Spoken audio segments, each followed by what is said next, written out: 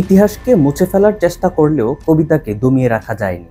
স্বাধীনতার পর ১৯৭২ থেকে ১৯৭৫ সাল পর্যন্ত এই বাংলায় এক ধরনের দুর্ভিক্ষ নেমে আসে।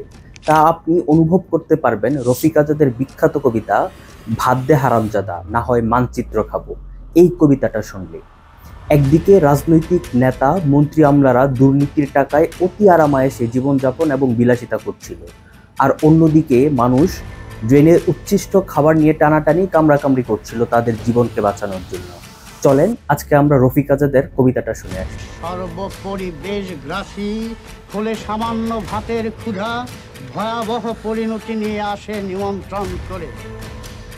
দৃশ্য থেকে দ্রষ্টা অব্দি ধারাবাহিকতা খেয়ে ফেলে অবশেষে যথাক্রমে খাবো গাছপালা, নদী নালা, গ্রামগঞ্জ, ফুটপাত, নর্দমার জলের প্রপাত, চলাচলকারী পথচারী, নিতম্ব প্রধান নারী, উড্ডীন পতাকা সহ খাদ্যমন্ত্রী ও মন্ত্রীর গাড়ি।